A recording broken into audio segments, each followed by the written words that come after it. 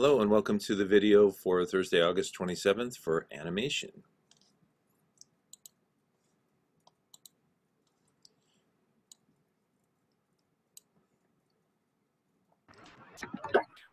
Hello. Hey, how's it going? And you? Good. What's this drawing here, Marco? It's my profile pic. Pretty fun.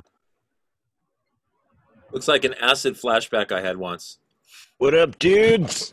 How are you? Great.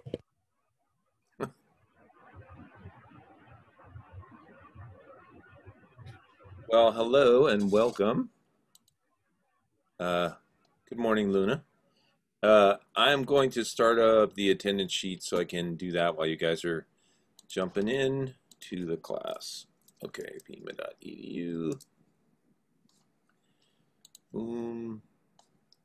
Boom. Okay. Then we'll go to the attendance section. All right. And Oh my god, somebody has Deku as their profile pic. Dope. okay, let's see. Daniel Carrion, you're here, right? Yes, I'm here. How's it going, man? Good. How are you? Doing good, yeah. All right. I got you down. Vlad's here. John Drake. Okay. Marco's here. Anjanae here. I think Blake's here, yeah. Atreyu. Don't see Atreyu. Okay. Skip that. And then let's see. Neil Kelly. Neil Kelly is a negative. Garrett is here.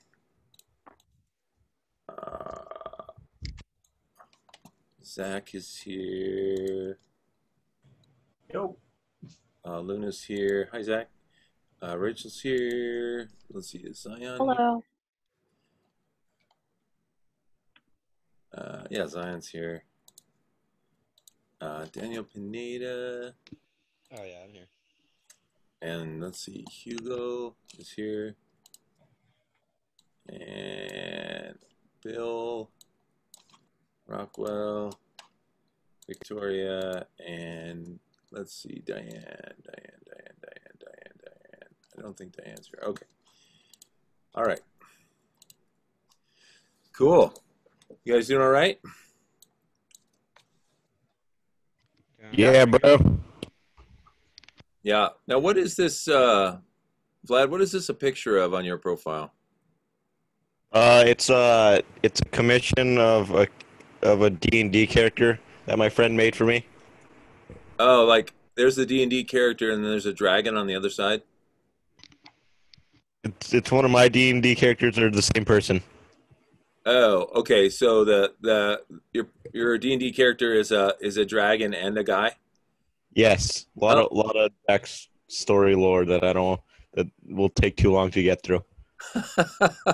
Cool. Well, it looks great. I'm a big fan of D&D. I like to tell people who play D&D that I have a signed copy of the original Player's Handbook. It's signed by Gary Gygax. So, Nice. yeah, I know. That makes me super cool, at least in my mind. Anyway, okay. So welcome. Let me go ahead and go to the class website and go pma.com and go to animation and go to scroll down. Okay, final hybrid schedule. Okay, I'm gonna go ahead and take over your screen because I have the power. I can do that. Okay, here we go. Share. All right, cool.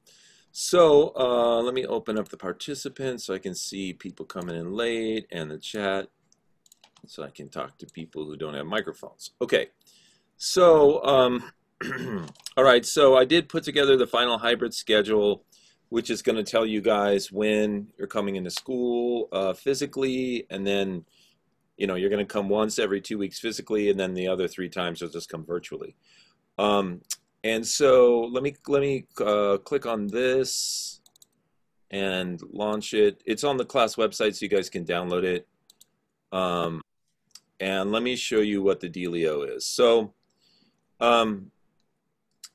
the unfortunate news is that the first time we're going to get together is actually going to be in a couple weeks, not next week. And the reason is because they assigned our class to be the green weeks. So if you look at this little calendar right here, I'll try and make this bigger so you guys can see it easier.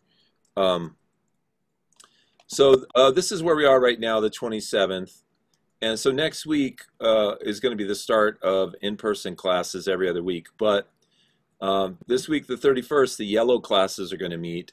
And then the following week, the week of the 7th, the green classes are going to meet. So we're going to meet that week of the 7th. But of course, Monday is a holiday. It's Labor Day. So that means that the people who would meet on a Monday will not come in that day. Clearly, because it's a holiday, right? So the first people who will meet as a class will be the Wednesday people. They'll meet on September 9th. Now, if you look at this list here, this is the list of everybody when they're coming in, either they're, I'm sorry, Tuesday, Thursday. Oh, I got that wrong. Let me go back. I was thinking Monday, Wednesday, getting all confused here. Okay, so actually, I take that back. We're a Tuesday, Thursday class, so yeah, the first time the Tuesday people will come in will be the 8th, and the first time the Thursday people come in will be September 10th. So if you look down here, here's the list of Tuesday people, here's the list of Thursday people, and then right here, I guess I could have just looked at this thing, at the very bottom, it actually has all the dates written out every single day that you'll come in. And so you could just take your calendar and just plug those days in, and you'll be good. You'll know that every other time other than that, you'll just be on the computer. Okay, now let me say one more thing about this before I ask you guys if you have any questions. A couple more things. So this is going to be in classroom CG11. It's like the let's see, how do I count this? 1, 2, 3, 4. It's the fourth classroom on the right after you come in the glass doors of the Santa Catalina building.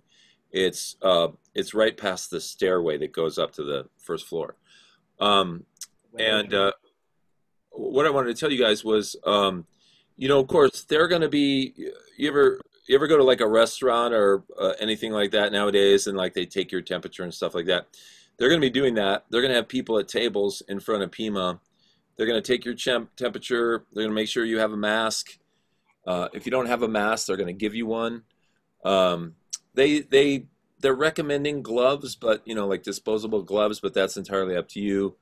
We're going to wipe down the computers between every session anyway. And then I would recommend that you try and get to school a few minutes early before your class, like maybe 15 minutes, because I have no idea what the lines are going to be like, if they're going to jam up or they're going to move very quickly. But after you come the first time, you'll probably get the hang of it. All right.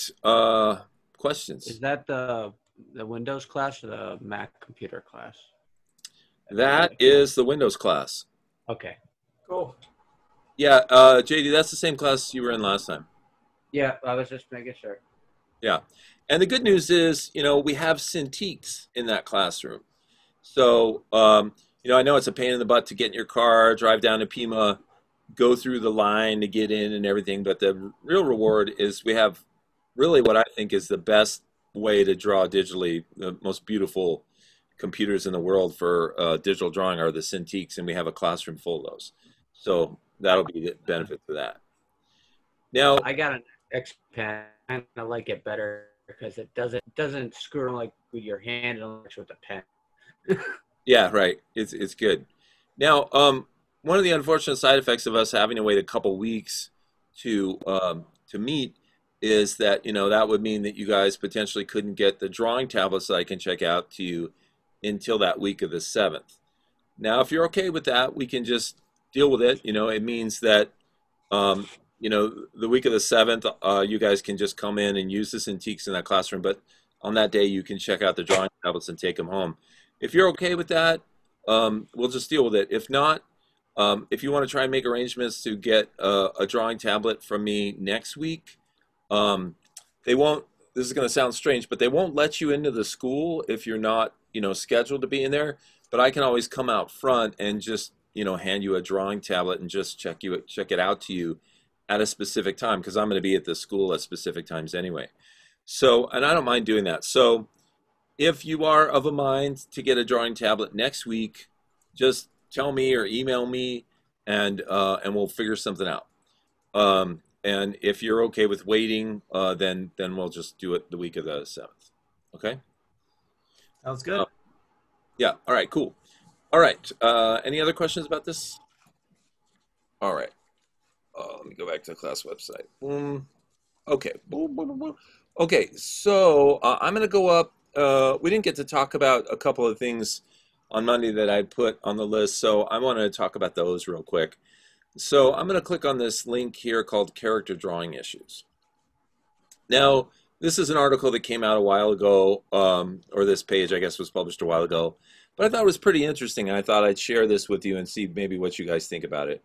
So somebody did what they call a qualitative analysis of character faces in Disney Pixar full-length films. Okay. Now, the reason they did this was because they wanted, well, I guess they say right here, she read this article that said by Isis Madrid, which references a Tumblr post by Every Flavored Bean, claiming that nearly every female character in Disney Pixar movies has basically the same face. So the person who wrote this article was like, oh, that's not true. I'm going to go look into that. And they did the research, and they found out that it was pretty much true.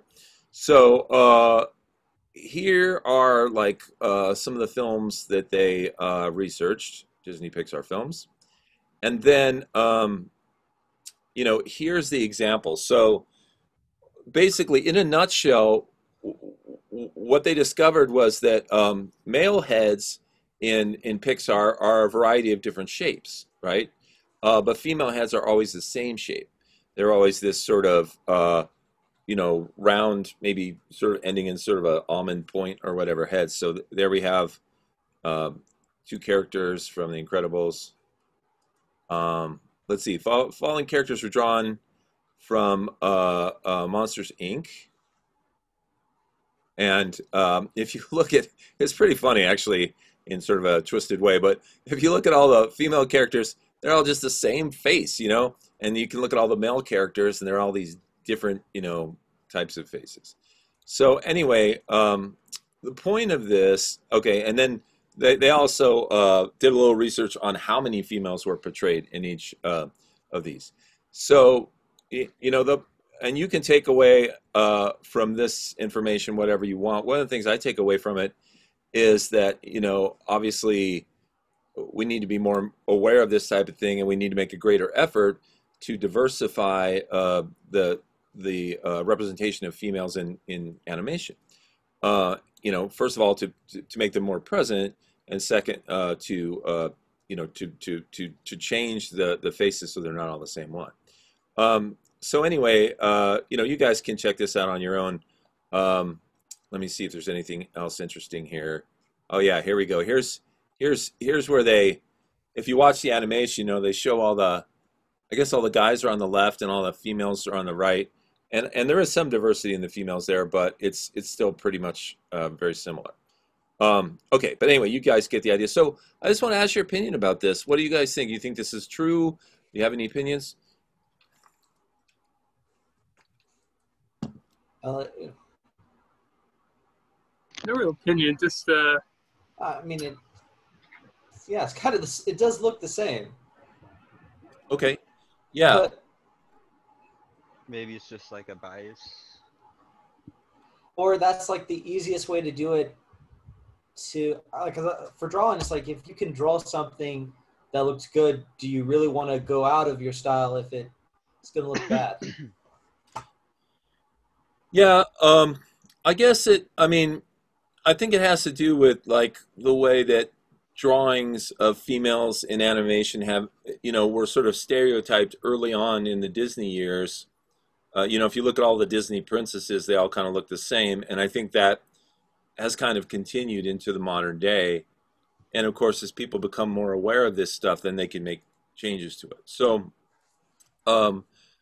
what I would say is, if this is an issue that is of interest to you, then take a look at this article. And if you find yourself, next time you find yourself drawing a female character, if you want to, try giving them a different head shape, something a little more than just the circle with the pointy bottom for the chin. And who knows, maybe you'll come up with a much more interesting character.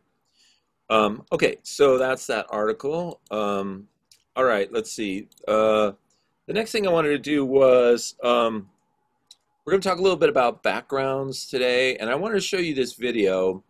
It's pretty short, and it's by a young woman who's an independent animator, and she shows how she puts a background together. And I think it's really interesting the way that she does this, the care that she puts into it, the fact that she pays attention to like overlapping lines and things like that. So we're going to watch this short little video about making a background for an animation. Okay. After this word from our sponsors, the Democrats. I'm asking you to make a donation right now before the official FEC deadline. And if you do, Hello, my name is Andrea, and today I'm going to design a pretty forest background.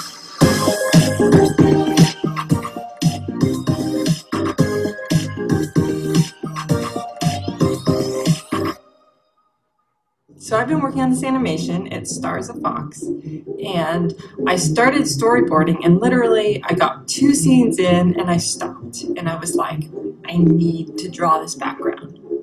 Normally you don't start designing backgrounds until the storyboard is locked, and then you do what's called a breakdown to make a design list, because often multiple scenes use the same background. But since I'm on my own for this one, I'm just going to go ahead and design this background with an unfinished storyboard. The background I'm going to be working on today is this nice little forest scene. It does pan slightly, so I'm going to make sure that I grab 2 images from the storyboard, the start and end of the pan, so I can make sure my background is big enough for that shot. Now in Photoshop, I'm just going to throw in those 2 images and line them up. The position of the characters is very important to keep in mind when designing backgrounds. I'll just trace them quickly on a different layer and make them a different color so I know it's not part of the background. And I'm just going to quickly remove any elements that move between the 2 shots. This foreground tree will need to be on a separate layer, so I'll just turn it off while I draw the rest of the background. Now I can start sketching. It's important to keep in mind that the storyboard isn't your sketch. It's more of a shot idea, and you should maintain the camera angle, the character placement, and any major elements, but other than that, the designer has a lot of freedom. I'm adding some moss lumps and sticks and stuff just to populate the area. And you can see that my sketch is differing from the board quite a bit. Once I have some sort of rough, I start to refine it. It's important to keep in mind that this is a background. There will be characters in it doing things, so it's important to clear the stage. This fern thing behind the bunny needs to go. It can be over here instead. And there's a bit too much clutter, so I'm just going to move and delete things and let the characters take center stage. You can also use stuff in the background to direct the eye. I want this background to say, I know I'm gorgeous, but did you see that bunny? A good background is an excellent wingman. I'll do some final fiddling, and that's pretty good. Let's clean this up. I'll just turn my sketch blue so I can easily tell the difference between my sketch and final line. I tend to zoom in a lot more when I do cleanup work, so I can really focus on making each line nice. In general, I follow the sketch, but sometimes the sketch is a bit lazy, so I make sure to fix little things up, adding texture and definition.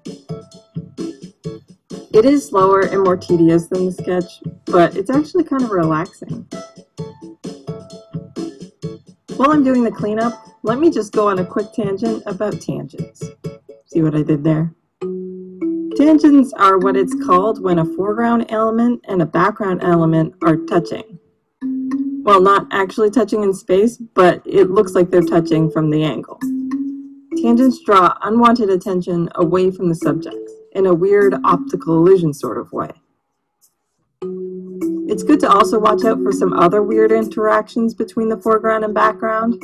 For instance, when two things appear to be the same shape and size, when one is close and one is far, or even when positive space and negative space are the same shape and size.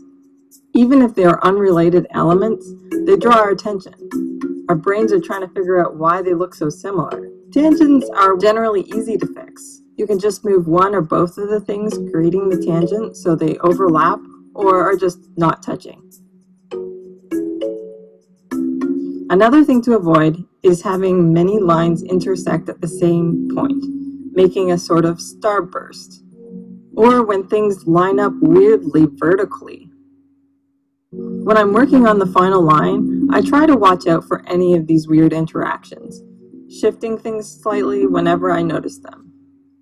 They are also easier to spot with fresh eyes, so a trick you can do is mirror your piece, or you can get another artist to look for them. They'll usually point them out pretty quickly.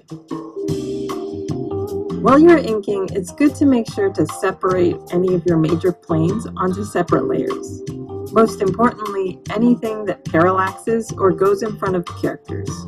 You need to make sure to draw underneath foreground elements that move, so there isn't a hole in the painting. It's also just handy if you'd like to recycle any of the elements for other backgrounds. I usually make sure to paint behind any line work that is separate in shades of gray, just so you know they are separated. Now that I'm done inking everything, I'm just going to give a quick check over for any tangents or any other funny business. Oh, I see one. The negative space between these trees are the same size. Let's make it more organic. Move this guy over. Okay, now the tree and the space are the same size. We'll just do some more adjustments. Okay, good enough. There's my finished forest background. I hope you enjoyed this video. I make other videos on animation stuff, so feel free to check them out and stay tuned for more videos like. Okay, what you guys think about that little video? That was really cool. Yeah, pretty helpful. Yeah. Now, this is a person who really spends a lot of time, does a lot of detail on their backgrounds. Did you notice that there were at least 3 planes, the foreground, the midground, and the background, right? Yeah. Yeah. So that's always a good idea. And of course, in the animation software, Adobe Animate, you can do things like that, just put things on different backgrounds. And then you can get, what's called a parallax effect, which is when, the camera's moving and then different elements are moving at a different rate. So it makes it look like it's a little more three-dimensional. But yeah, I thought that was a really good video, and it's nice to see all the cool stuff that she's doing. Okay, so let me check in with you guys. Do you guys have a chance to do any more work on your characters? No. Yes, it No. did.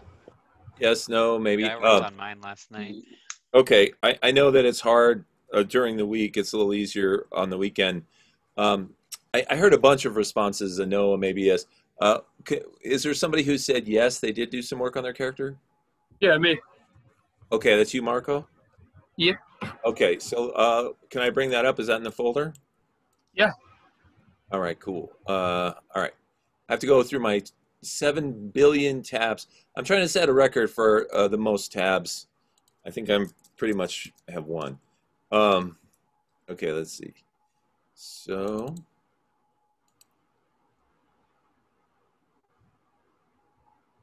Okay. Just all of them, or which one? This August 26th, I assume, right? Are you still there, Marco? If you're talking, I can't hear you, so you might want to... Oh, you're muted. Sorry. My Wi-Fi cut off there for a bit. Okay. So tell us what you did with this. Well, basically, I went back to the literal drawing board, and it's like, all right, so what do I want this character to be? And the idea I have in my head for animation I want to make is that she's a kind of a nervous character, so that gives her a little pose right there. Okay, cool. And I fixed up the whole hair hat situation from last time, so it looks a little more like actually was dyed. Okay, yeah, I think the hair, yeah, I kind of like the hair. I especially like it right here, where I think because it was like one solid block of color, it seemed like it could have been a hat or something. But the way you did it here, definitely, I think, solved that problem. What do you guys think? It looks good. Yeah, for sure. That's really. I think it's real nice. Awesome. I like the fact that she has these like faded knees jeans or whatever. That's pretty interesting. And then this is really cool because it gives us more insight into the character. Like you said, she was kind of a nervous character. Now that we see these facial expressions, we can understand. Okay, very nice. All right, was there anybody else who said yes, they did a little work on their character? I work also on my characters, so Okay. I'm trying to get it right now. Yeah. Do you want me to send it just through the message here? You want to just email it to me or something? Or I can put it on the chat. Yeah. yeah, you can put it in the chat here. That's fine. Chat. Yeah. Cool. And then, Anjanae, did you say you had something too? Yeah. All right. And is that in your folder? Mm-hmm. Okay. So while Daniel is putting his up, I'll look for yours.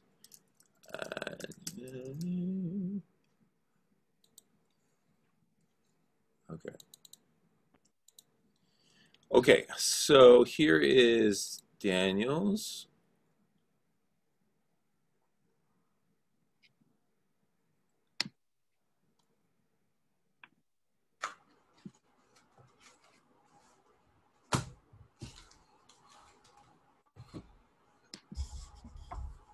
So Blake, does your kind of yes mean that you actually did a little work on your character? I did, yes. I was able to get them all onto one page, and okay, I cool. went ahead and converted pencil into digital. Okay, cool. We'll take a look at that. All right. Click to open this. Here we go. Okay. So this is Daniel. Yeah, so I pretty much just worked on the first one, added like some like heavy lines and then color. And then the second one is just pretty much the shade of it. And then I still need the other ones to go, and maybe the faces too. Yeah. What do you guys think? I think it looks great. Pretty cool. Line work is really nice. What is it about this drawing that's an improvement over the last one? The coloring definitely brought more character to it. Yeah. Mm-hmm. I think It looks a little more detailed. The bag looks a little bit more like a backpack. Yeah, and those buttons really do it, don't they? These buttons right there. Now, maybe you guys can help with some suggestions.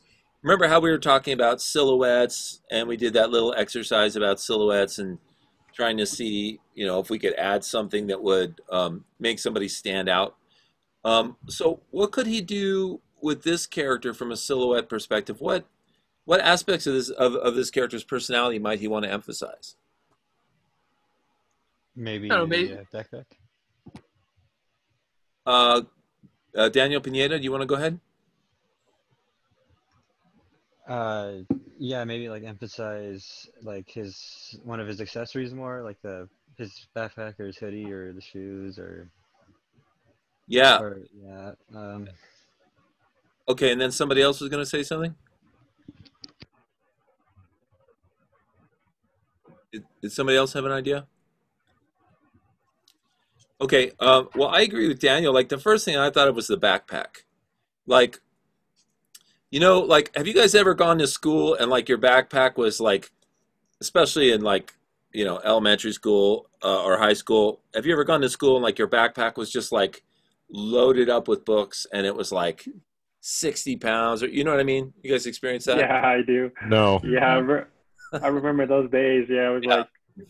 Okay, maybe it's just a relic of my age. Maybe all you guys have your books on your iPads now, but I was thinking, that could be a possibility. Is you could take the backpack and greatly exaggerate it, because you know, sometimes you see little kids and they're walking along and the backpack's as big as they are. You know what I mean? That's true. Yeah. Yeah. So, you know, that's a possibility, and it might, you know, what you're looking for is that personality of the character, but you're also looking to make them immediately identifiable, you know, from the Yeah, silhouette. that's true. Yeah. Okay, but nice job. That looks really good. And then let's see. Great. Thank you. Yeah, Blake, you've got something. Blake. Slight improvement. What should I look at? This one? Yes.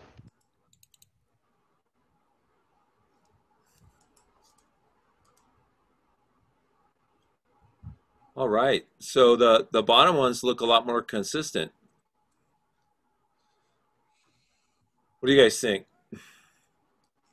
Yeah. Yep. Yeah, it's really nice. Like, especially like what you have going on with the bottom of the, or what would it be, like the chin? Yeah, whatever the heck that is. That's a lot of. whatever this part of a lizard is, or It a looks like human. a- I don't know what the name of the under. He's a bearded It looks like dragon. it's hard to do. There's probably some scientific name for it, but yeah, he looks cool. Now, one thing you might consider doing is seeing if there's a way that you can simplify this, because if you're going to draw it a lot in an animation, you want it to be, you know, you want it to be more simple, like the way that these little triangles are. You want to try and simplify this area in the same way, I think. Right. Yeah. So, but I think it looks really good. And man, big difference between that first one and this one. So good job. Okay, anybody else do some work that they'd like to share with us? Angie and I, right? We have heard. Yeah. Okay. Angie, right here. Okay, and let's see, this 133 maybe, or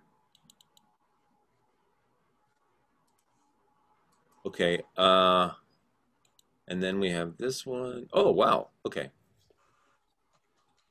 Wow. Okay, now that's fun. I like that a lot.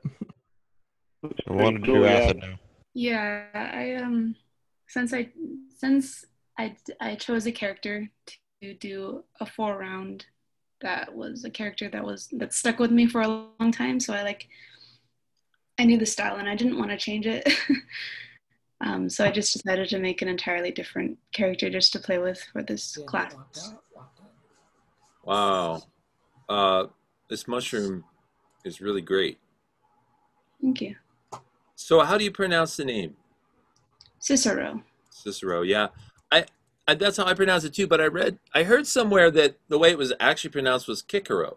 But, you know, that's probably 500 years ago or whatever, or maybe they were wrong. I don't know, but we all pronounce it Cicero. Yeah, and I like the does this color palette remind anybody else of Neapolitan ice cream? Yeah. Slightly, yes. Yeah, it's great. But it's a very appealing character. Now, do you think you want to do any more with the eyes, or are you satisfied with the way those are? Oh yeah, I'll probably do a lot of updating because it's just like this is like a first draft of this character. Okay. Well, I don't know if it's a he, she, or an it, but it looks great. It's a he. Yeah, it looks great. And now the mushrooms are the hands. They're not just little things on top of the hands, right? Yeah. Okay. Have you thought at all about turning the mushroom hands, giving them fingers, maybe? Not yet. I mean, Don't they do it. It's too cute for that. But I'm not sure. What are you saying, Marco? Don't do it. It's too cute for fingers. The mushroom hands make it more distinct. Like Yeah, the I think design it's more distinct. They do that. Okay, so I'm going to tell you guys my bias, which is, I think one of the things that makes us relate to cartoon characters is the emotional content of their acting, right? The way that they act, that you know that resonates with us from an emotional perspective. So there are a couple things that are really huge when it comes to communicating emotions. On the face, the eyes, the eyebrows, and the mouth, right? So when somebody comes in and they draw a character without eyebrows, I think it's a missed opportunity because the eyebrows can help convey, you know, anger and fear and everything. Oh yeah, he has eyebrows. Yeah, and the other thing I was going to say was hands. Hands are, you know, and fingers are a huge way to express emotions, you know, like, oh my God, or over there, or I'm going to get you, you know. So, Right. you know, I mean, certainly, you know, there was a great point made, which is this is a very unique character. But I'm just kind of sharing this information with you so that if you wanted to, you could do a version where, you know, in cartoon physics, you can do anything you want. So this little character can walk around with their little mushroom hands all day long, but then when they want to pick something up, the hand could unfold into fingers and they could pick it up. Do you know what I mean? Yeah. Yeah. So it's just something to consider. Um, Yeah. okay. But it looks really great. Really nice. Yeah, it does. Any other comments or feedback from you guys? I think if you added hands, like it would work, but it would make it evil, like instantly. It would become evil. Yeah, just I don't know, Okay. just something about the expression. Like it's cute now, but if you give it the opportunity, I don't know. Okay. Fair enough. Well, I think your opinion is as valid as mine, so we'll put that right in the forum. Okay. So very nice. Anybody else do a drawing that they'd like to share with us or some updates? I worked on mine last night. Okay, let's see that. Do.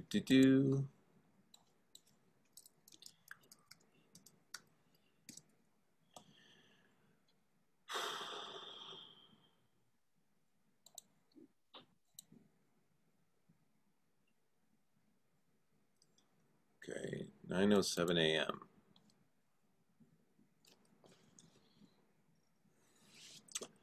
Okay. Hey, you got color now. Yeah. Is this the one you wanted us to look at, Garrett? Yeah. Okay. I think the color helps a lot. I guess I would remind you that one of the suggestions we made was to add some sort of bumps to this guy in the profile. I was trying to do that. I'm still struggling with that pose. Like how to make that look good. Yeah. Yeah. Yeah, it can be hard, but you know, and especially since, you know, there actually are people that look just like this. I don't know, maybe you look just like this, you know, people who are just dead skinny and like they have no protrusions whatsoever on their body. So, you know, it's a valid body type. But, you know, I and some other people noticed that he seems a little flat, a little more two-dimensional than you wanted him to be without any sort of protrusions, you know? If I may, I just want to say, when you're doing like the side profile, you don't have to like make him like a complete just side profile, you know, where he's just standing like there. Because what I believe I saw in the other Cicero sketch, Cicero was like standing slightly staggered so that you could see part of his offhand in the back. Mm-hmm. So that looks cool. I like that drawing you made. yeah, I liked the character a lot. Yeah, it's really cool. Okay, so what I would suggest, Garrett, is maybe just take a stab at it. Draw this guy in profile, you know, just draw him right here like 5 or 6 times with different varying degrees of, you know, chest size and stuff like that. And see if, you know, even if you just added a little bit, it might make a big difference. Are you okay with that? Or do you want to just keep him the way he is? Okay. I need to work on it, so. Okay, cool. Well, it looks good. I like the colors too. Another suggestion, you might want to make the shoes just a slightly different, a slightly darker color shade of blue. Because if they're exactly the same, it's a little matchy. And, you know, if you took like some of this gray color and added it to that blue and made it just slightly darker, I think it might flow a little better. Okay. Okay. All right. Anybody else do something? JD says, I like the line definition. Okay. Here's Luna's drawing. Okay, so we got to open this one up. So that's what JD's talking about. Here. Okay. What do you guys think? You saw the moon goddess before, and now it looks like, as JD pointed out, there's some line definition in there. Yeah. Yeah, it's a lot more clear. Yeah, before there was a lot of lines, and it was hard to know which ones to pay attention to. But the black shading, the specific focus on these sort of outlines helps to make the character, helps to define the character and make them more solid. So, yeah, I think it looks good, Luna. Nice job. Okay. All right. Anybody else do a drawing they want to share, or some more work on an existing drawing? I did a little work on mine. Okay.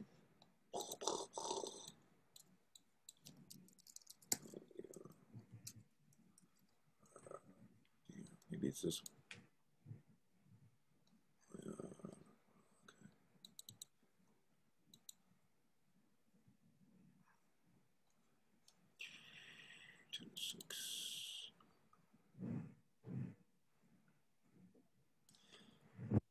Okay, and so this is you working on the silhouette of the character? Yeah, this is a silhouette. Tried to make it as distinct as possible. Well, you know, this is kind of interesting in this sketch. I don't know why the character looks a bit angelic, and then this staff actually looks kind of like a person in this one. Really? Yeah, it looks like somebody going like this, you know. It's kind of cool. I mean, there's a sense of peacefulness or grace about that drawing. Okay, and then is this a new drawing as well? Yeah, it's a new turnaround. Wanted to make it a little more clearer, higher resolution. Yeah, and I can see you're doing a better job of keeping the characters about the same size in all four, so that's nice. Now, is that little so Luna likes the side view here. Is this little ball thing, is that a gem or what is it? Like an orb, I guess. A little orb. Okay, cool. Kind of floating in there. Yeah. I like the way her little bow here looks kind of like a butterfly too. Yeah. That's nice. Looks really good. She's such a simple character, but really there's a lot of power in that design. It's very nice. Yeah. Yeah. Okay. Anyone else?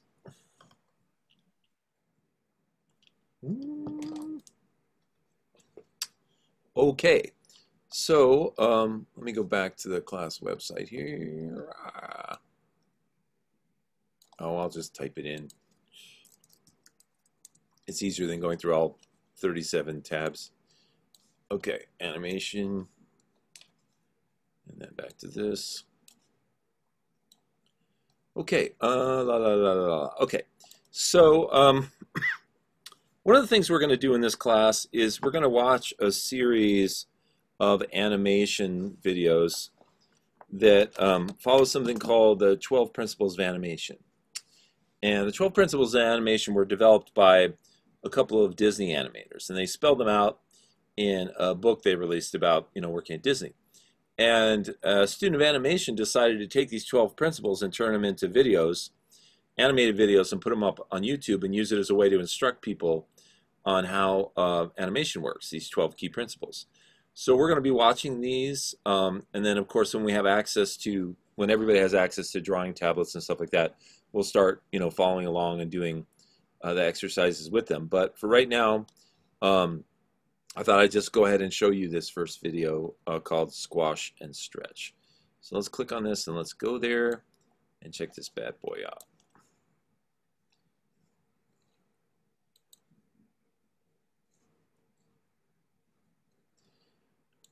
Hi, it's Stacey Abrams.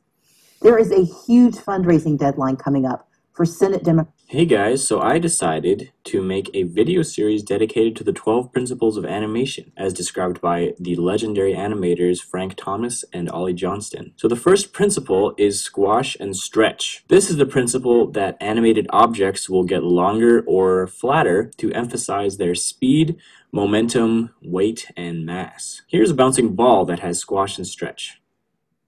and here is one without squash and stretch. See the difference? The amount that an object squashes and stretches says something about its mass. The more squash and stretch, the softer the object. The less squash and stretch, the stiffer the object. This first one looks like a water balloon, and the second one probably would be a bowling ball. Squash and stretch applies to characters too. Look at how this figure is stretching from the speed that he's coming down with, and then he squashes after he lands, before settling in his pose. You can also use squash and stretch to exaggerate facial expressions. Let's add some squash and stretch to this face. When his eyes are closed, his face is squashed, and when he opens his eyes in disbelief, his face stretches up and settles back to normal. It's very important to keep the volume of the object consistent. This is what a lot of people mess up with when they're first trying to do squash and stretch. They'll elongate the ball like this and flatten it like this. This is what you should not do. The overall volume of the ball must be the same. So as the ball gets longer, it also gets narrower. When it gets flatter, it also gets wider. The same goes with cubes. If you're going in with one line, the other lines must go in the opposite direction. The cube should start out narrow, get flat, get narrow again, and then rest. In-betweening with cubes is easy because you can measure the line in between the two lines and then connect them to make the cube. If you master squash and stretch with cubes, the next step is to try to do it in 3D. Another important note is that the ball does not have to be stretching the entire time that it's falling. When it's just starting to fall, it should have its normal shape for the most part. And then when it's just about to hit the bottom, that's when it has the most stretch. So do not overdo squash and stretch in this sense. Alright, that is all I've got for squash and stretch. The next principle will be anticipation. I hope you learned something, and I'll see you guys in the next video. Okay, so squash and stretch. So if you guys have a pen and paper or a pencil handy, or if you're just working on your computer, maybe you can open up a digital program, Photoshop or Illustrator, or whatever you got handy.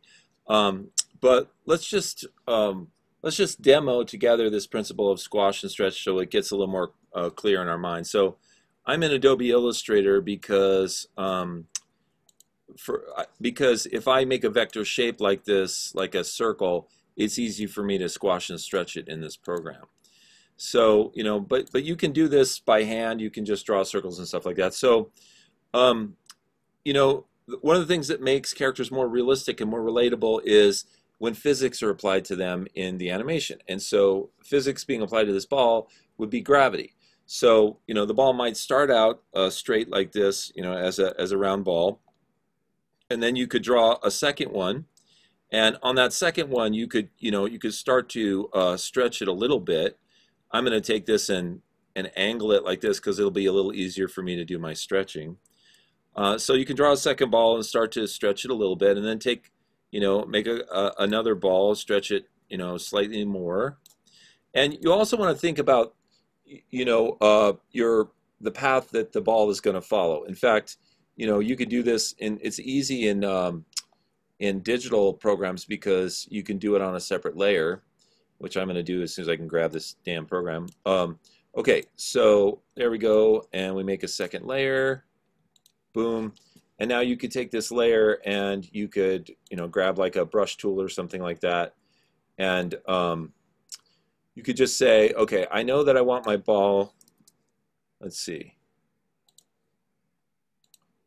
my ball is going to start here, and I know that I want it to come down and hit like here, and then it's going to come up again, but when it comes back up, because of the physics of the situation, it's not going to go up as high because it's losing energy as it travels along its path, right?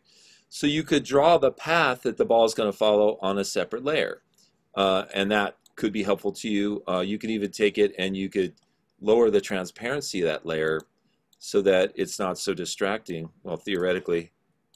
I love it when things just don't happen. You touch things and they don't happen. Okay, so here we go. So we can take that and bring it down to make it really transparent, so that helps us out, right? Okay, so now I can go back to my layer that has the balls on it. Another thing that you can do, which is really helpful, is you can kind of put in what we would refer to as keyframes, which are key areas where there's going to be a certain drawing, right? Like, for example, I could take this ball and I could make a copy of it and drag it down here, you know, and obviously some of the stuff that I'm doing is you can't really do, you know, when you're drawing this on a pad, but you know, you can't move the ball, but of course you could just draw a new one.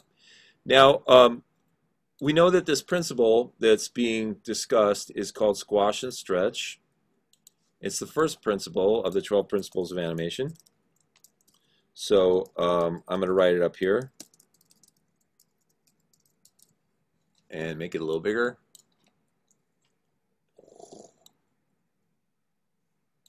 Okay, so the first principle is squash and stretch. And so that, by definition, has the words squash and stretch in it. And the whole idea of this exercise or this principle is to know where to squash and where to stretch, right? I just noticed that this little guy over here didn't get brought down to the level of all the other ones as far as transparency, so I want to fix that. Okay, okay, so what you can do is you can go ahead in, you know, sort of further in the animation and draw these keyframes. So we know that the squash aspect of this is going to be when it hits the earth. That's when it's going to squash down, right? So that would be the point at which it is the flattest and also presumably the widest, because, you know, there's a set amount of volume. So if it gets flat here, it gets wide, you know, you pull the sides out, right? So that's going to be definitely a squash. Now we could take, you know, and we're up here, we know that this is definitely going to be a normal. And then as it progresses through here, it's going to stretch. We also know from what he said in the video that the most stretch that it's going to be is right before it hits the squash state, right? So we could copy this, you know, or draw it if we're drawing it. We could take this little ball here and make sure that it's, you know, following that path. And we could make sure that it is, you know, nice and squashed. Actually, I think it would probably look a little more like, let's see. Yeah, no, that's about right. And then, you know, as we progress up here, we could take each one and we could change it so that it looks a little bit more like what it's going to. Like, for example, this one here is going to go to, it has to meet that shape there. So that means it'll get a little less squashed or a little less stretched and a little more squashed every time it goes up. So now I can do another one. You know, obviously they kind of overlap a little bit. It's going to get both thicker, you know, more squashed in a way, and it's also going to get a little shorter, kind of like this. And you know, and once again, this is not, you know, a perfect process or whatever, but you can see there that, you know, we have at least the start of this process happening, which is it's a round circle here. It starts to elongate and become more stretched, and then meeting sort of the most stretchy point here, and then squashing and starting all over again. And then, you know, I could, you know, adjust each of these drawings as I see fit to make it, you know, look like a more smoother flow, right? And then, of course, this one is going to be just the opposite of this. It's going to be sort of the most stretched as it's going back up. And then, of course, you know, working with that idea of keyframes and stuff, here's another key point where it's going to be the most like a round ball at that point, and once again, the most squashed here. So, you know, work on that a little bit, make a little drawing, you know, because we're going to do these all semester, you know, all 12 of these principles. You might want to, if you have a sketchbook you work in, you might just want to, you know, do the principles right in that sketchbook. If you are doing it digitally, you might want to save these in a folder, and then you can come back to them and look at them, especially when you want to apply these principles to your own animations. Okay, any questions or comments about that that principle? Squash and stretch. Okay. In Illustrator, which did you just open a new file on this one, or is there a specific one you opened? I didn't. I had one open already, but what I would do if I were creating this from scratch was I would say File, New, and I would click on Print, and I would choose leave the default letter, and I would choose Orientation Landscape, this one right here, and then I would hit Create, and it would give you something like that. All right, perfect. Thank you. Yeah. Okay. Let's see. Let me go back here. Okay. All right, so let's see.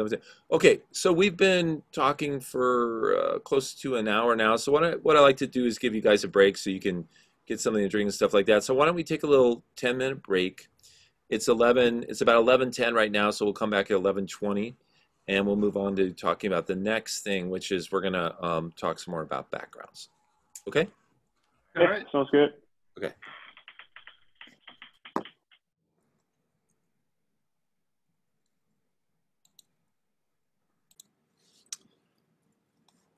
Okay, let's see. I hit the mute all button because I heard some sounds from some people in the background back there. So if you guys want to talk, just remember to unmute yourselves, okay? So I'm going to go back. I'm going to share my screen again and go back to the class website so that we can talk about the next thing that's here. All right, so let me share the screen. Okay, so we saw a video of a young woman doing an interesting looking background. And now we're going to delve a little further into backgrounds because, of course, the character that you guys worked on is going to exist somewhere in some type of world. And that world will be constructed via background.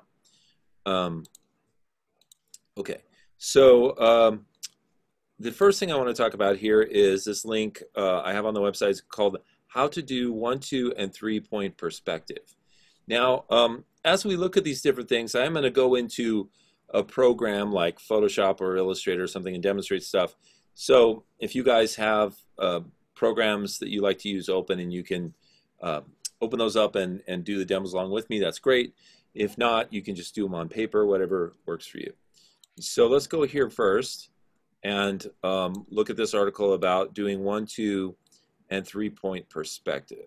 Okay, can anybody kind of explain or summarize 1, 2, and 3-point perspective for us?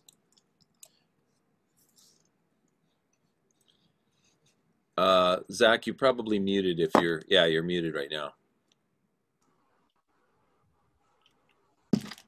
I don't know if you're talking. I just see you lit up, but if you want to talk, then are you trying to talk? No, I was trying to get my computer to go back to the meeting so I could hear you guys, but I couldn't open it up. Okay. Yeah, it seems like my audio was off here too, so I don't know if anybody said anything. Can somebody explain perspective for us? Well, I think perspective is basically just in the name, where it's just you looking from a certain point of view. Like one point perspective is like you're just looking dead ahead, like in that little picture right there with a road of trees sitting down this road. Okay, and then you want to explain 2-point?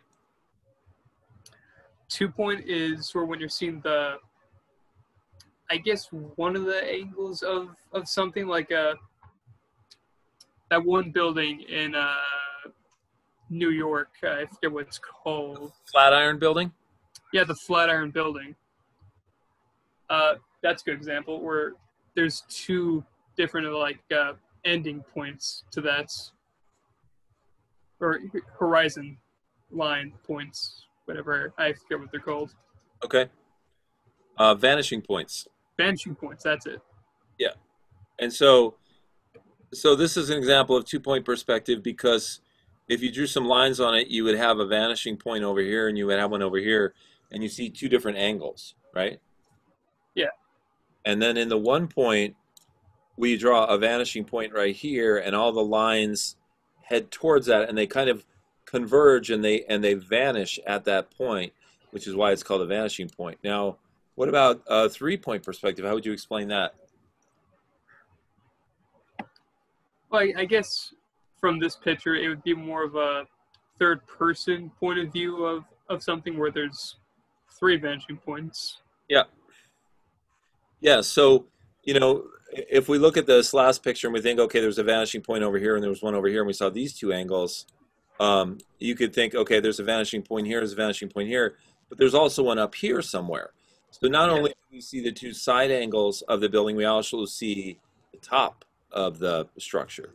And that's what 3-point perspective is. It's where you're, actually seeing about as much as you could possibly see. We could also be underneath this structure and see the bottom of it, and that would also be 3-point perspective, right?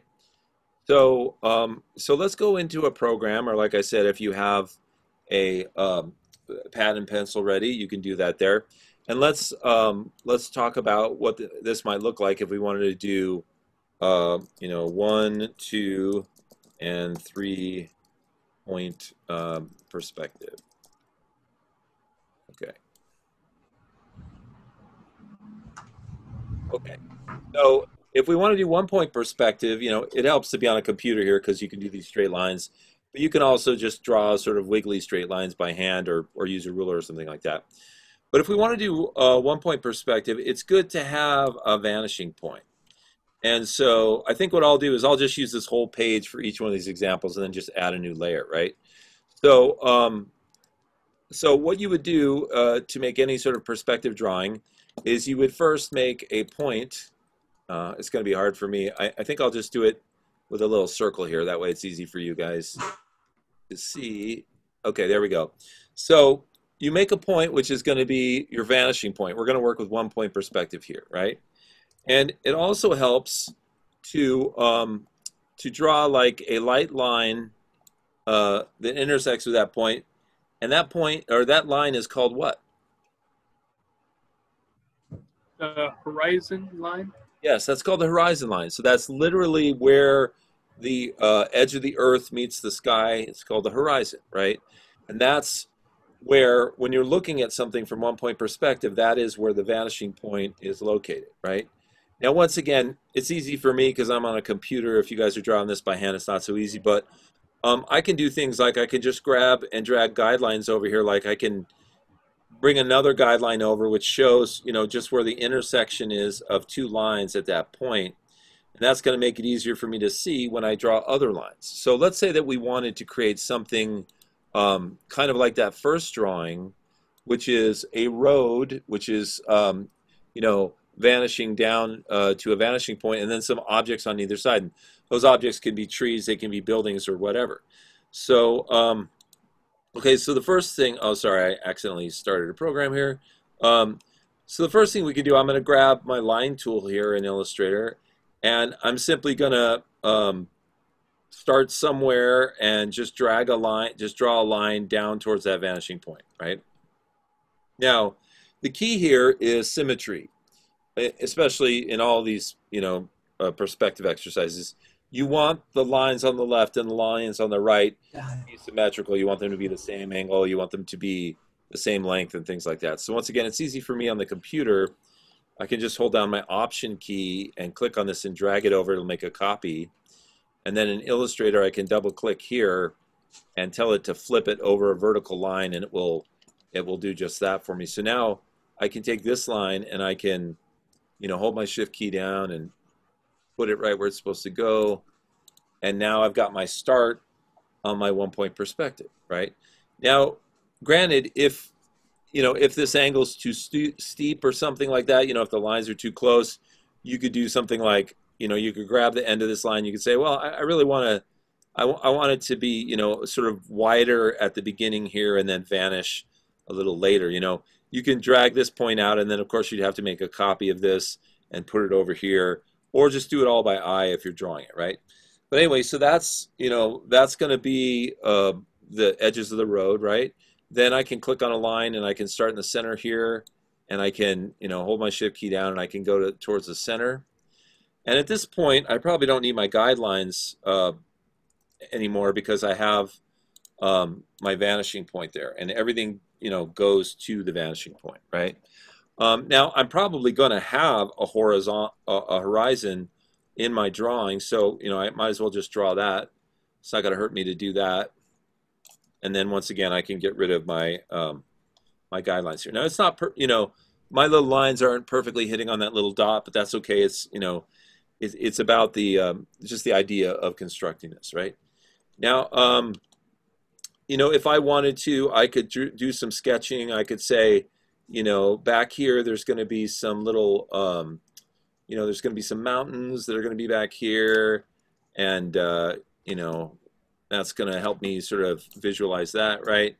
But now I got to figure out what's going to be on the sides of this road, you know, and it's either going to be buildings or trees or something like that. Some happy trees. I like that. That's exactly the thing to put on the sides of the road, right? Now, I think even though happy trees are a great idea and you can do that, I think I'm going to put buildings. And the only reason I'm going to put buildings is because it's easier to show how to do the perspective lines with that. So, okay, another thing that I can do, and this is just, once again, because I have a computer here, I can take this center line here and I can go to stroke. I can click on dash line and I can make that a dash line right away, and then that'll make that look a little bit more like a road, right? Okay, but now if I want to do some buildings, and of course the buildings can be different heights and stuff like that, I have to draw a couple more sets of vanishing or lines that go to the vanishing point, which will be construction lines for my building.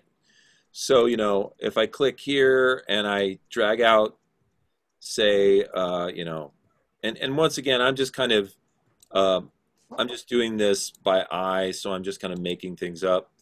But whatever I do on the left-hand side, I'm automatically going to copy and duplicate over on the right-hand side so that I get this symmetry thing happening. Of course, it looks like it's not perfectly symmetrical because this one's not as long as the other one, but that's okay. It's good enough, right? So let's say that I just wanted to show the front of a building and maybe the roofs of buildings as well. So this plane right here can allow me to show the front of the building, and then another plane can kind of allow me to see the roofs of the buildings as they vanish, right? Now, of course, your drawing that you guys are working on, your sketch, is going to look entirely different from mine because you're going to pick different angles, you're going to be using different programs, maybe you're doing it with pencil or whatever, and it's fine. It doesn't have to look exactly like this. It's just, you know, giving you something to go on.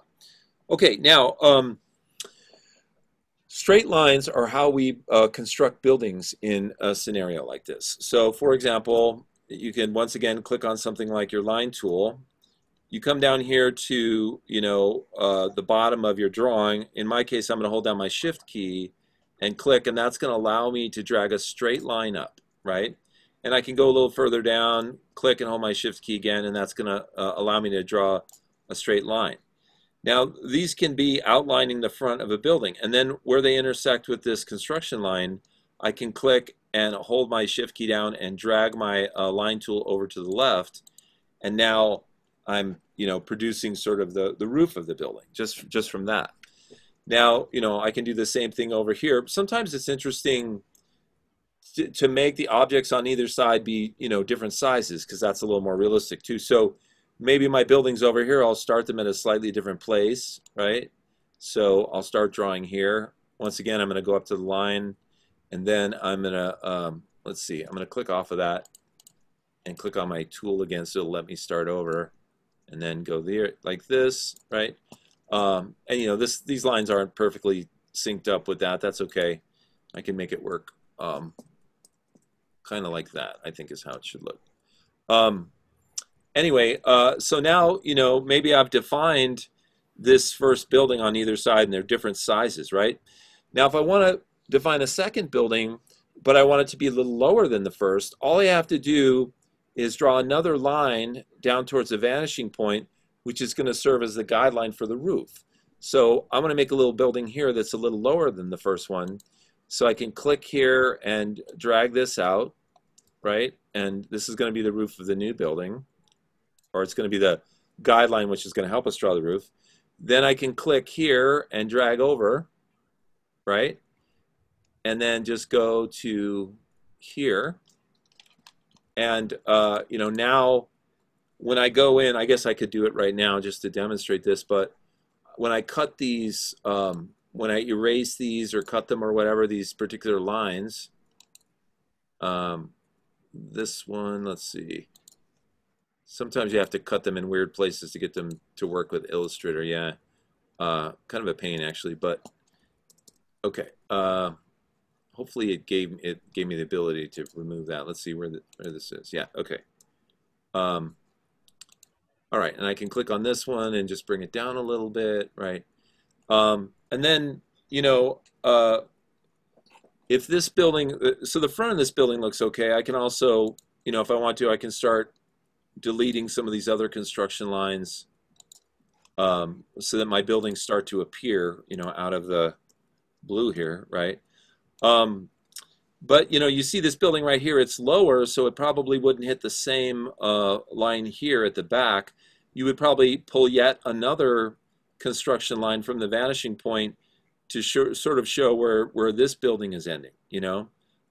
You could do that, and that would give you, you know, a slightly different effect. So let's see what that looks like. So we click here, we drag to this point.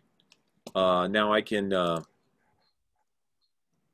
click here. I'm using my scissor tool, which is underneath the eraser tool. And I'm going to delete that. Let me pull this out a little bit. And then let me see if I can delete this thing where I need to sort of help visualize what's happening here. Okay. All right. So, and then we can take, you know, this thing and move it over a little bit and so on and so forth. I can cut this thing back a little so that it's not right in there. Okay. So Hey, not bad. What's that? Not bad. I like it. Yeah. So so you can see that, you know, this can serve as the basis of a one-point perspective drawing. And what you're doing is you're just making three-dimensional forms in space that are all, you know, built along construction lines that are going towards a vanishing point, right? And then after that, to make it more interesting, you add little protrusions, you add doors and windows. You can put in happy trees, you know, whatever you need to do, and then, you know, you end up with what you want, what you need, right? Now, so when you guys, you know, I am going to ask you guys after you're done sketching out your character to go ahead, and the next thing is maybe sketch out a little background that your character would exist in. And then you can decide what perspective that background will be, you know, how the viewer will be seeing it. If it's one-point perspective, it would be something like this. If it's two-point perspective, it's the same idea, but we have two vanishing lines. So I'm not going to do a whole drawing like this, but I'll just go ahead and show you the difference between one and 2 point, right? So, you know, once again, we would have a line here. And I'm going to lock my first layer so I don't accidentally, you know, move anything there. And then in 2 point perspective, you know, we might be doing something like drawing the Flatiron building or a building that, you know, we could see two sides of. You would pick 2 points, which would be the vanishing points. Now, sometimes it's helpful to have those points be like a specific, let me see, hold on a second, units, inches. Sometimes it's helpful to have those 2 points be like an exact amount away from each other, away from the center line. So for example, this page is 11 inches wide, which means 5.5 is the center point, right? Now, if I wanted to create some vanishing points, I could take a certain amount from the edge of each one of this paper, and I could say that's where I want my vanishing points to be. So I could come in like an inch, or maybe let's say 2 inches from this side, and then I could say I want to come in 2 inches from this side, and then I could say, okay, these are where my vanishing points are going to be, and I'm just going to go ahead and make some really big circles here so that it's easy for us to see what these vanishing points are. So there's going to be one over here, and once again, you can eyeball this if you're just working on paper, and then there's going to be one over here. Okay, so now the idea is I'm drawing a building where we can see 2 different sides of it, kind of like this thing here, right? And so the way I'm going to do that is I'm going to start by drawing a line in the center, which is going to be, you know, the very edge of the building, right? And I can just draw it straight down and, you know, erase as much of it as I need to later. Now, the next key thing that I'm going to decide is how deep of an angle do I want the lines that are cutting in, you know, towards the center and towards the vanishing points, how deep of an angle do I want that to be? And I could experiment. You know, I could say, well, if I do it like this, I don't know, that seems like I'm kind of too close to the building. I can try it again like this, you know, so you can experiment. You can see, okay, what does it look like if I'm, you know, if I'm kind of far away? Oh, that's too far away. So you just pick something that works for you. Okay, I think I like the idea of being right about here. Okay, so now you've got one line. You can copy that on the computer and flip it, you know. That is. And then the nice thing about this is if we go look at this, you'll see that you know, at the bottom here, the lines are going towards the vanishing point. You just imagine the vanishing points being here. But the interesting thing is lines that you might draw from the top are also going down towards the vanishing points. So you could use the same lines at the top. So I'm selecting both of those. I'm holding my Option key down and my Shift key and dragging that up to the top. Now I'm going to double click on this reflect tool and make this reflect over a horizontal angle or a horizontal line, so it's going to flip up like that. And then I'm going to take this and move it down until these lines are hitting the vanishing points there, right? So now I've just sketched out, you know, my, you know, the top of my Flatiron building or whatever, as well as the bottom. So, you know, now I can start going in and putting my straight lines in, which are going to help define, you know, like the edges of the building. And of course, with these, it would be good to make them the same intervals, right? Like, because then the building's going to look like the sides of the building have the same width to them. So, you know, I'm going up here to 4 inches in, which is 1.5 inches from the center. And then, so then I would go to 6.5 inches. Oh, I'm sorry, let's see, that's wrong. 7 inches. And then that's where I would put my second line. Oops, sorry. Okay, for some reason, I must be holding the wrong key down. Yeah, there we go. Like that, right? I'm working school student. At different points, you can, you know, you can turn your guidelines off to see how things are looking. You can also, at a certain point, remove this kind of stuff here. Let's see. Sometimes, you know, I'm not crazy about this cut tool with the Illustrator because it doesn't always cut where you want it to, and then you just have to cut wherever you can, and then take the little nodules that are left open and just kind of move them over. But you can see what's happening here is we're creating the sort of 3D-ish looking shape, but from a 2-point perspective is what this is called, right? Okay, and then once again, you know, you would put in your windows and your doors, your happy trees and stuff. Now the 3-point perspective, for a 3-point perspective, you would add a third point either on this line, either above or below, right? And so if I were going to add it above, hold on a second, let me see if I can just get this stupid little point. Okay, if I were going to add it above, you know, I could figure out where I'm going to add it, and then I would draw additional lines to that point, which I would then use to construct a third angle, you know, like in here, right? So, you know, here we've got these 2 lines, which are the vanishing points that help us create these. And then we've got a line, in this case, it's probably somewhere up off of the paper where we can't see. But that line is helping us with these sides of the building. And it's helping us determine where things are. It's actually a little easier to see the bottom one. Let me see if I can do the bottom one, because I think that would be a little easier to view. And it may be that I have to, you know, go off my paper or something like that to make this work. But you know, if we want to do something like put a little antenna down at the bottom of this building, like let's say it was floating in space like that other one, we could draw a vanishing point lines that go to this point, right? And so, and we might do those, we might start them from wherever we want. So like, let's see, this is 1.5 inches. So if I go 3/4, that becomes the middle of this, 3/4 from the edge of this of 1 inch, and 3/4 from the edge of this would be the center of this. And so if I create some kind of vanishing, oops, sorry, I don't know. I got to make sure this is black. Okay. If I create some lines that are going down like this to my vanishing point, then, you know, I can do something like if this were floating in space, I could show that there's an antenna underneath it, kind of like what they're doing there. So that's how you can add sort of the third perspective point to this type of drawing.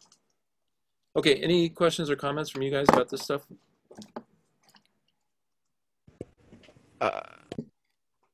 No, not really. Okay. All right. So, real quick. I'm about to start it. How did you start the your like beginning line to like your guidelines? Which one was that on the side panel there? oh, how did I get my guidelines to come out? Yeah. What you have to do is you have to go view, and then you have to choose rulers, right? All right. Rulers. The quick key command is just Command R, or on a Windows, you know, Windows R or Control R or whatever. And then what you do is you click on your arrow tool, you click on the ruler itself, and you hold your mouse down and you drag over, and that's what gives you. Okay. Okay. Perfect. Thank you. Cool. All right. So, okay. So that's a little bit about perspective. You know, it's very quick. There, you can obviously, there's whole books about perspective that you guys can look at. You can look at that article for a little more information.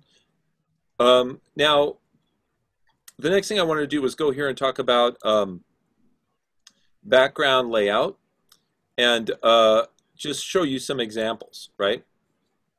So you can see, and we just talked about perspective, right? So you can see that this is a drawing that has some really interesting perspective lines in it. In fact, the person who made this drawing probably went out and did some research and took some photos at some old abandoned warehouses or factories or whatever, and then created you know, multiple vanishing points so that we could get a 3-point perspective. We can see this angle and this angle, right?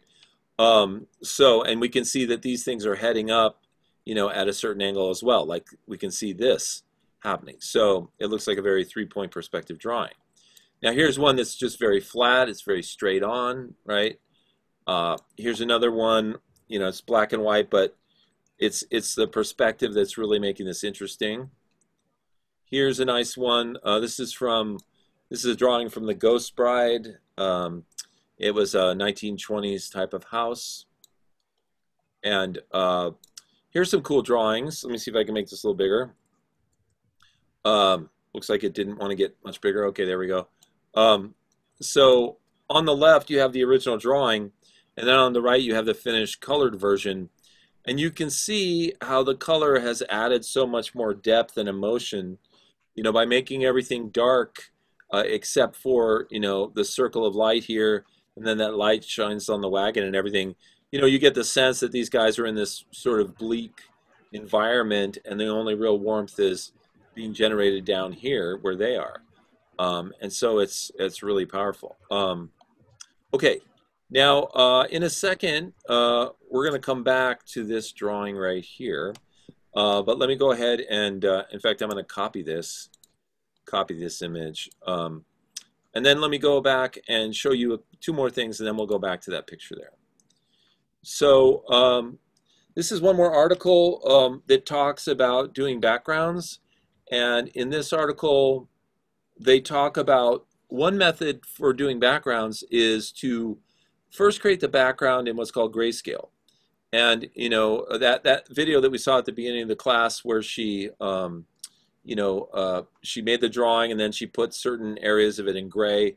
That's kind of an example of that. You know, you're using gray to help you define different areas, and in this case, also define where the light is going to hit the objects. And then, of course, you can add color. So, like, you know, here's a drawing where somebody was taking an elephant and, you know, adding butterfly wings to its ears. And they made this grayscale drawing of it. You know, they're showing you how you can do that in Photoshop. And then they're showing you examples here of how you might make, like, you know, a plate of Asian food in grayscale first, and then when you add the color to it, you've already figured out where the light and the dark is. Same is true here. You can see some of the, you know, grayscale doesn't always have to be gray. You could use blue to do a sort of a grayscale thing, right? So, you know, that's another interesting thing you guys might want to think about when you're making backgrounds. And one last thing I want to show you before I go back to that picture is here are some, let's see. Here are some animation backgrounds that were actually used in movies and television shows. And I just want to share them with you guys because they're so good and so evocative, some of them, right? And some of them are from places you wouldn't really think, you know, they'd spent a lot of time on backgrounds. But so this is a background for Peter Pan. Let me do the whole make this as big as I can thing. This stupid follow thing is killing me down here. Okay, there we go. Sort of. All right, hopefully that'll work. Okay, so background of Peter Pan, and you can see that the little pirate ship is being formed out of the clouds there. It's very evocative. This one is actually from a surprising source. It's from Scooby-Doo. And you guys, well, and you guys Scooby-Doo fans? Little. Yeah. So, you know, this is a pretty nice background to have in a little animated cartoon like that. Anybody see the Princess and the Frog? Yes. Yep. Yeah, so that's a 2D animated. I think that was one of the last 2D animations that Disney Studios did before they went over to 3D. Okay, and then here is one also Scooby-Doo, believe it or not. It has some good background artists working for them. And look at the year, 1969. Holy God, that's a long time ago. Okay, you recognize this? It was old as time. Yep. Yep. Now this was one where, if I remember correctly, I read an article that said that Beauty and the Beast was one of the first times that Disney started employing 3D graphics in their backgrounds. And so this ballroom where they do their dance was actually created in 3D programs. Scooby-Doo again. There you go. Yeah, they were always, there was always some horror movie that they were in, you know. More Scooby, I think. But really cool stuff, man. Beautiful drawings and paintings. Okay, so this one, let me see what this one is. Sleeping Beauty. Look at that beautiful throne room. It's unreal.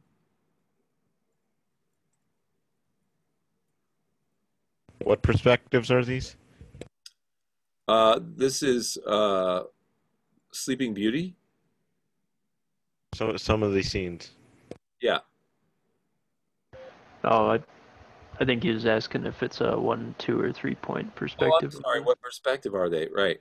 Okay. Well, this one right here is going to be. It's sort of like. I want to say it's like a slanted version of 1 point perspective. So you know how we you know when we saw that that house or that road, I'm sorry, that was vanishing, right?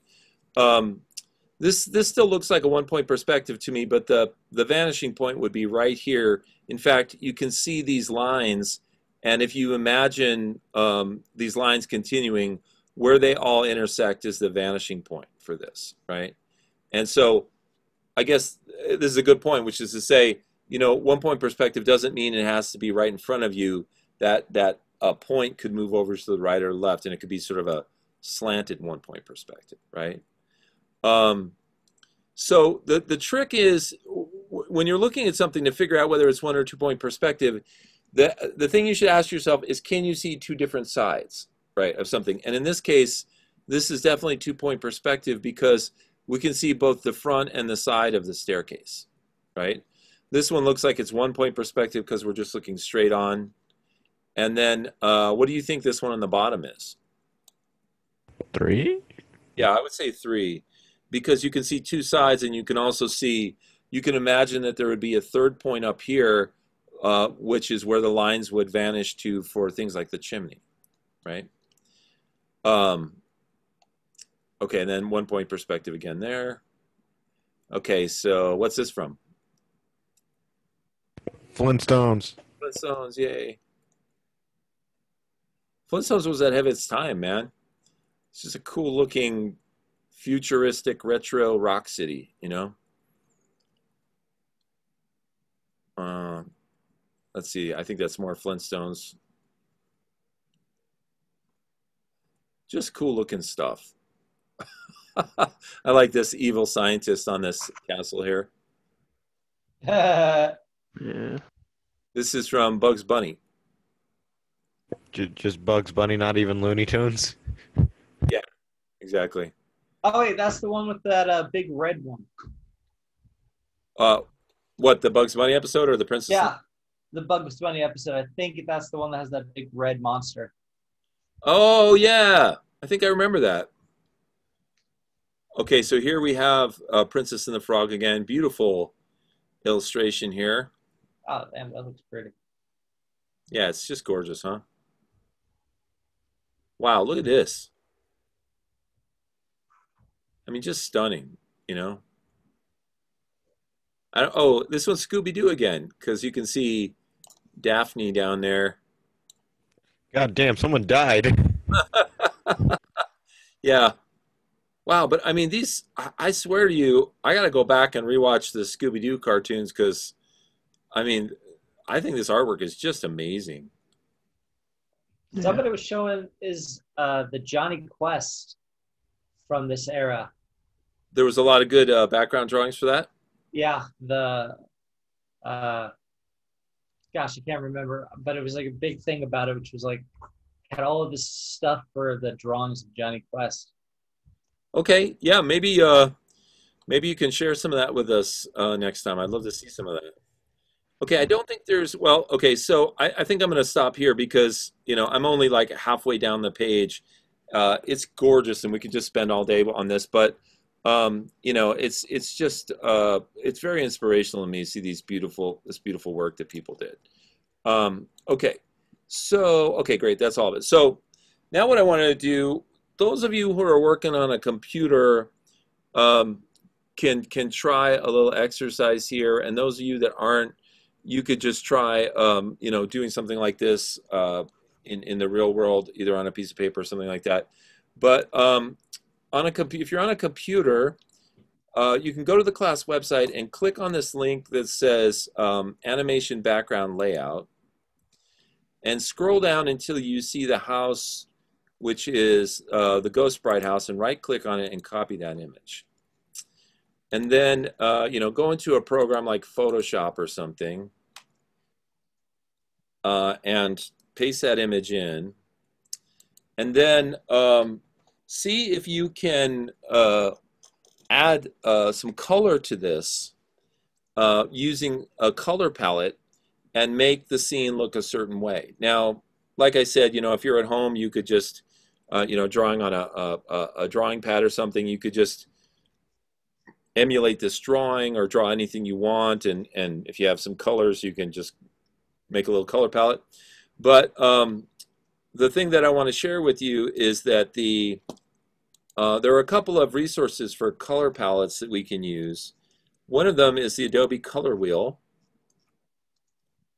It's this crazy device right here, and it's located at color.adobe.com. And you can just grab, it's like a little toy. You can just grab these little things and move them around, and you can mix your own color palettes, right? And the cool thing is you can hit the Save button, and it will save this palette into your Adobe library. And then you can open that in Adobe programs and use that palette, right? So, you know, you could mix a palette from scratch here, or you could come over to all of these different kinds of palettes, right? There's things called complementary palettes where it's all about colors that are opposite each other on the color wheel, which are complementaries. There's analogous colors, which are colors that are similar. kind of go together. There's shades, which are all different. It's the same color with different amounts of light in it. And then all of these crazy other ones that we won't even get into. Split complementary, double split complementary. I mean, who makes these up? There's scientists sitting around all day figuring these out. But you can come up with some awesome color palettes, and then, like I said, just save them and use them in your projects, right? One other resource for you from the website is this website called Color Lovers. And the color is spelled O-U-R, so it's like the British spelling of color. And in this site, you can just type in keywords and get a palette. So I could type something like fall, and you click search palettes here, and you just type something like fall, and you hit the search button. And then it will bring up a ton of palettes that have fall colors on, right? And you can go through here, you can find one you like. You can see there's 67 pages of color palettes for fall, right? So, you know, you can find one that you like. You can click on it. I think if you join this site, it's a free site to join, then I think there's a way that you can download these. But what I do, because I'm just too lazy to join the site, is I just take a screenshot and then just open that up in a program like Photoshop, right? So I'll just go up here, go down to my screenshots. Gonna be that one right there. And then I'll just cut this little color palette out. Copy that. And then what I'm going to do, I'm just going to paste that color palette into this drawing here. Now, this is an exercise that you guys can do. It's fun, and it's a good way to, you know, start using these color palette sites and get used to picking out color palettes. And it's also a good way to get used to coloring backgrounds, right? So what you can do is you can take your color palette, you can get a picture off the internet like this, or maybe one of your pictures, and then you can create a new layer, which is going to be your color layer. So, you know, we can name all these layers. So I can call this palette, and I can call this art, right? And then I can put another layer on top of this and call this color. Now for this layer on the very top, if I click on this drop-down menu here, which are these things called blending modes, and I change it to multiply, what will happen is now when I color with that multiply on, what's going to happen is it is going to go on this layer, but it's also going to show through the black and white below. So let me show you the example of when I don't have it on. If this is just a normal layer, then when I paint on it, it's going to just paint all over everything, and you're not going to see anything below it. And you want it to mix with the picture. Right. So if I hit multiply, then all of a sudden it's mixing with the picture, right? So now what I'm going to do, now that I have a color layer that has multiply on, I can just start using my eyedropper tool and sampling my color palette, and I can go in here and I can start, you know, coloring my object. Now I can always go back in here and clean up things that, you know, look a little wonky, where I, you know, just colored over those stairs and stuff like that. And then, you know, you could take your brush and you could make it a smaller size, and like let's say that the light source is over here, so these are going to be a little bit in shade, right? So now what I could do is I could use a slightly different darker color to indicate that there's kind of shade happening over here, and that will give this structure a little bit more three-dimensionality, right? Now, like I said, I'm just coloring all over the place. I got to go back in and clean that up. I can click on my eraser tool here, or I can just color with another color. But, you know, and when you do erase, it becomes a little more clear what it was you were trying to pull off here. That's actually really cool.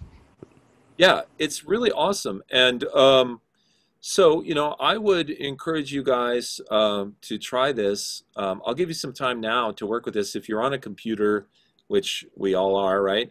And you have access to either GIMP or Photoshop or any of those type programs, give this a shot. You know, you can, like I said, you can get this particular picture or a different one. You can download a color palette that you like, and then just start playing with coloring it, right? And I'll give you some time right now to do that, and then I'll check back in with you guys, you know, right before class is over. But go ahead and give that a shot, and let me know. Does anybody have any questions right now they want to ask? Yes. Okay. No, you can go. Uh, Oh, no. okay. I guess I'll go. Oh, go ahead, Blake. Have we heard yet from the IT department about our accounts for Adobe? Yeah, so I'm glad you asked that. I was going to say something. So they seem to think that it might be working now. So what you can do, and Blake, you can be the one who tries this for us. Go back. Did you download a trial version, or what did you do? I've had to get the trial versions for Illustrator and Photoshop for other classes, so yeah, that's what I did. So what they're saying now is that they think that if you got the trial versions, if you go back now and log in, that now it should give you access to the full version. So would you be willing to try that for us? Sure, I'll try and relog. Yeah, go back to adobe.com, and the way that you'll know is if you log in with your Pima email address, and then after you log in, it comes up with a screen that says, do you want to use a personal account or school or corporate? Then you're absolutely, you're in the right place and you've got access to the full programs. Okay, so give that a shot. Did somebody else have a question? Okay, so why don't you guys work on this exercise right now, and we'll wait a few minutes and we'll see what Blake says if he's had success with Adobe. Real quick, how would you fill like that entire post real quick, or like the background of the sky? Is there a way to do that in Photoshop? How would I try to do the whole background of the sky? Yeah. Okay. Is there a way? Well, yeah, what I would probably do, the way that I tend to color is I do kind of a big messy blocks of color and then I go in and clean it up later. Okay? So what I would probably do in Photoshop is click on this this selection tool here, which is the polygonal lasso tool. Because see, when I look at the sky, I see a lot of straight lines. Okay? And then what I would do is I would just click and I would try to define where the sky is via the straight lines of the house, rooftop, and the buildings and stuff like that. So, I can move very quickly. And like I said, it's not going to be clean. I'm definitely going to have to come in and clean stuff up. Okay. Now, I'm working with this particular color palette here, so I probably have to pick one of these colors. So maybe I want there to be a dark red sky or something like that. So, now I have that, and of course I'd have to go in and recolor the tree and this pole here, but everything else can probably stay that color. Maybe recolor this thing too. Does that help? Yeah. Okay. Hey, Greg. So where's the link for that file that you're drawing on? Where's this file? Yeah, where's that file on? Okay, so in order to find this file, let's see. So go to the pima.dreamco.com site. Cool. Go to animation, scroll down to Thursday. Click on this link right here, which says animation background layout. And then it's about halfway down the page here. And then you just right click and say copy image. And then you can open up a program like Photoshop or GIMP, or I guess you could even do it in Illustrator if you want. And you just say edit paste, and it'll paste that bad boy in there for you. Okay, cool. Thank you so much. Huh?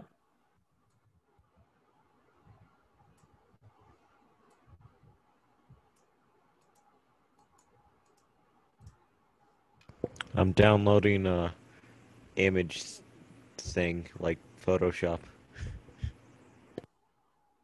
Okay. Are you talking about from the Adobe site or? No. Oh, you're downloading an image. Okay.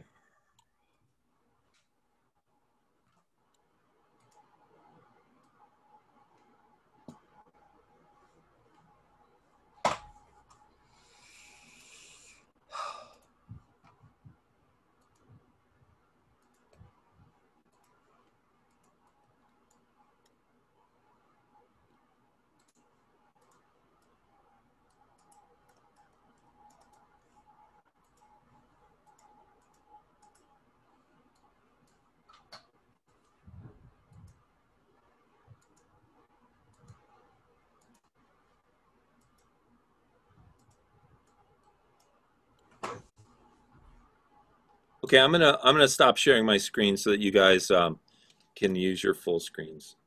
No. Okay.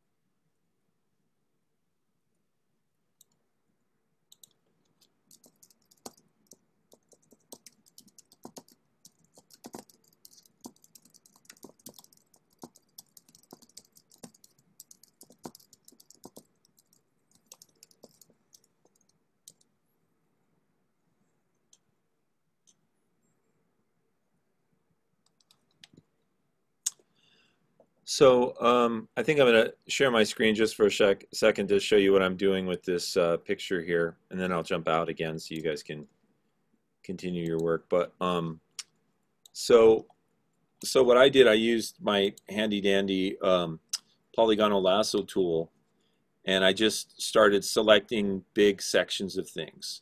Like, you know, before I selected the sky and I made that a certain color, and then I just went around and selected the whole house and made it yellow, the whole car red.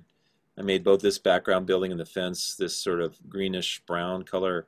And then I started making this tree the dark red. And of course, there's a lot of little tendrils of that tree I got to go in and color. And I did the same, you know, big block of color down here. And so by laying in these big blocks of colors, I'm doing two things. I'm getting a head start on coloring it, but I'm also seeing how the colors look in relation to each other.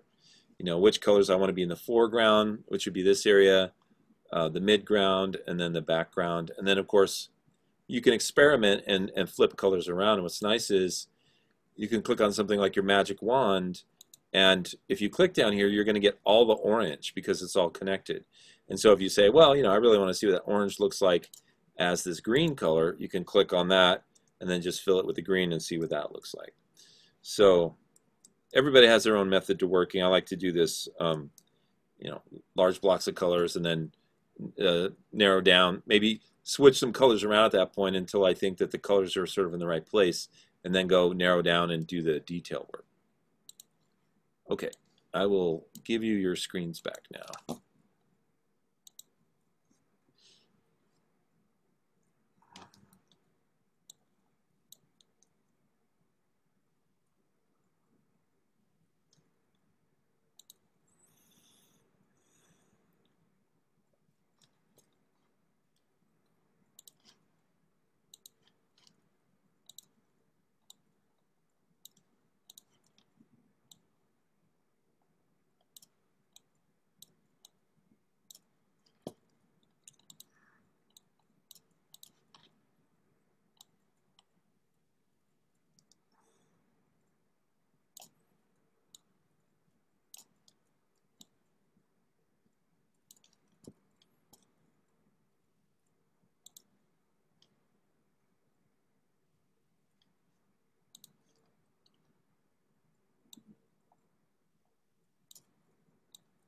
So Blake, have you tried the Adobe stuff yet?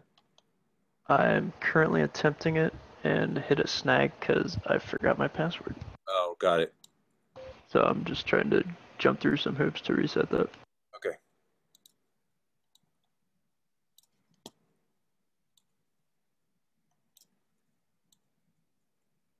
So as a reminder, you guys, you're not physically coming to class next week. It'll be the week after that that you guys come to class.